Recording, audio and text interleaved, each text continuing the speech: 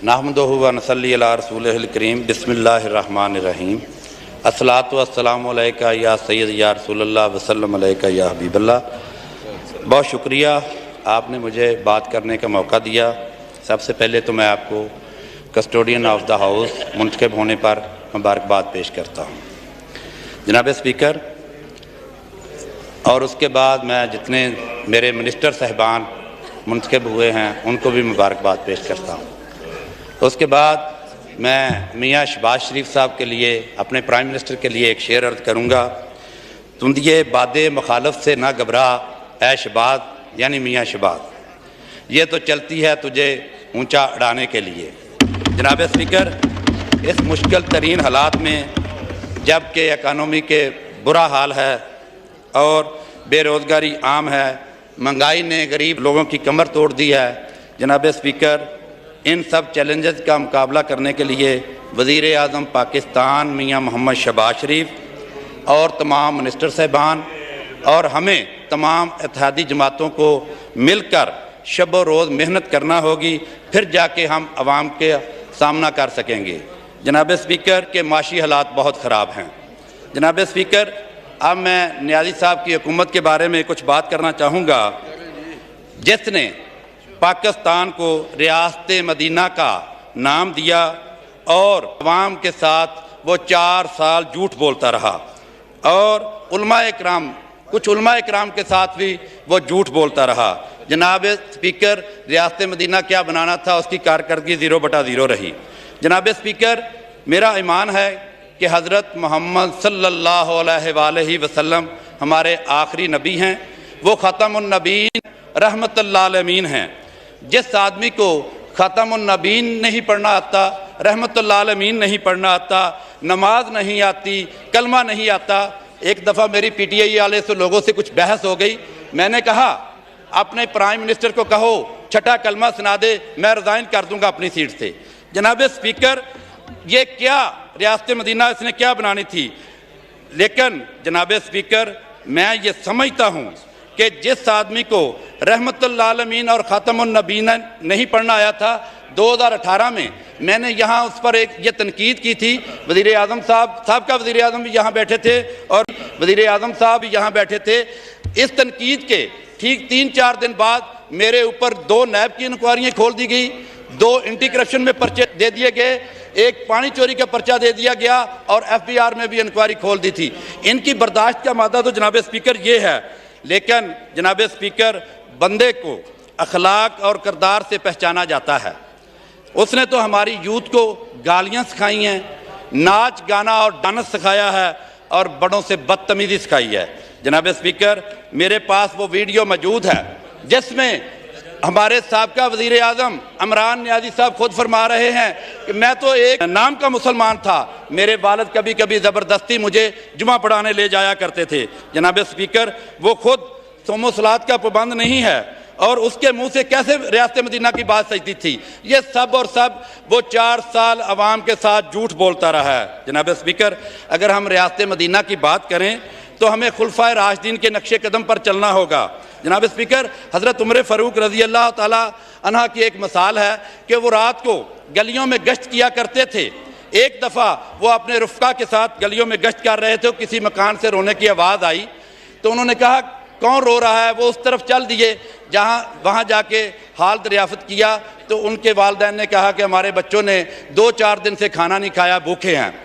तो हज़रत उमर फ़ारूक रज़ी अल्लाह ताला उन्हीं पाँव पर वापस आए और अपने कंधों पर गंदम की बोरी उठाई और उनके घर छोड़कर वापस आ गए। और उनको वापस आने के बाद पता चला ये तो वक़्त के हाकिम थे। वक़्त के हाकिम तो जनाब स्पीकर ऐसे होते हैं। जनाब स्पीकर, अल्लाह ताला का शुक्र है हमारे मुल्क में आज नहूसत के साए ख़त्म हो गए हैं। सबसे पहले मैं अपने कायद मियाँ मोहम्मद नवाज़ शरीफ साहब और वज़ीर आज़म पाकिस्तान मियाँ मोहम्मद शहबाज शरीफ साहब और जनाब साबका सदर आसफ अली जरदारी साहब और तमाम इत्तेहादी जमातों का मैं इंतहाई मशकूर व ममनून हूँ, जिनकी वजह से आज हम पुराने पाकिस्तान में बैठे हुए हैं। जनाब स्पीकर, इमरान नियाज़ी जब ये कहता था मेरे खिलाफ सब इकट्ठे हो गए हैं, तो इसकी मिसाल मैं इस तरीके से देता हूँ। जनाब स्पीकर, रात के अंधेरे में एक गधा ज़ोर से सर पर दौड़ रहा था और आगे कुआं आ गया, वो कुएं में गधा गिर गया तो जनाब स्पीकर सारे गांव के लोग इकट्ठे हो गए और उनके आपस में इख्तलाफात भी थे। उन्होंने कहा किसी तरीके इस गधे को पानी से निकालो और पानी साफ हो जाए। जनाब स्पीकर, पिछले 75 सालों में कोई मिसाल नहीं मिलती जिस तरीके से हमने इमरान नियाज़ी को तमाम इत्तेहादी जमातों ने निकाला है। ये लफ्ज़ गधा जो है ना, ये उसको एक्सपेंड किया। सर मैं उसको तो नहीं कह रहा, मैं तो मिसाल गधे की मिसाल मैंने दी है। 75 सालों में ऐसी कोई मिसाल नहीं मिलती। जनाब स्पीकर, नया पाकिस्तान का नारा लगाने वालों ने इस मुल्क का हशर नशर कर दिया है। तो मेरी चंद PM ऑफिस के सिक्योरिटी से बात हुई तो वो कह रहे थे कि यार हम तो बड़े मज़े में थे।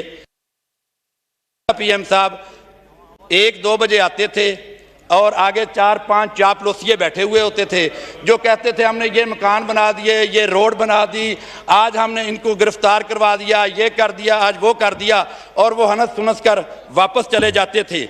जनाब स्पीकर, ये तो हमारे उस साबका प्राइम मिनिस्टर का हाल है। उसके मुकाबले में आज मेरे कायद मियाँ मोहम्मद शहबाज शरीफ प्राइम मिनिस्टर का देखे, पहले दिन से उन्होंने क्या काम शुरू किया। मेट्रो जो 4 सालों में नहीं चल सकी थी वो 4 दिनों में चला दी। बादशाह टाइम पर गए जो 2029 में कंप्लीट होना था, उन्होंने कहा 2026 में कंप्लीट होगा। ये ब्रिज जो पिछले 2-2.5 सालों में नहीं बना और इंशाल्लाह अगले 3 महीनों में ये ब्रिज बनेगा। जनाब स्पीकर, इमरान नियाज़ी तो सिर्फ और सिर्फ 22 करोड़ अवाम के साथ झूठ बोलता रहा है और इसने अपनी सियासत का आगाज़ कहाँ से शुरू किया था जनाब स्पीकर, और ख्वाब क्या दिखाए थे और उस पर अमल क्या किया। जनाब स्पीकर, उसने अंडे, चूजे, कट्टे और मुर्गियों से अपनी सियासत का आगाज़ शुरू किया और आखिर में जैतून के बाग और बंक के बाग लगा दिए, वहां आके अपनी सियासत खत्म कर दी। वो क्या, वो साबका प्राइम मिनिस्टर इमरान नियाज़ी साहब, आप हुरों वाला टीका लगाता था और उसके जितने वजीर मशीर थे वो बंक के टीके लगा के सोए रहे हैं। 4 साल काम नहीं किया इस मुल्क में जनाब स्पीकर उसने। जनाब स्पीकर, महंगाई का तूफान बरपा है। जो डॉलर पिछले 2013 से लेकर 2017-18 तक 104 का रहा, 104 से 98 के दरमियान रहा, और पेट्रोल 65 रुपये का रहा, आज 150 रुपये का लीटर हो गया। जनाब स्पीकर, सोना 46,000 रुपये तोला था जो आज 1,32,000 रुपये तोला हो गया है। जनाब स्पीकर, मैं ये हज और उम्रे का आप रेट देख लें, उस वक्त क्या था और आज क्या है। जनाब स्पीकर, मैं आखिरी बात करूंगा कर्जों के बारे में।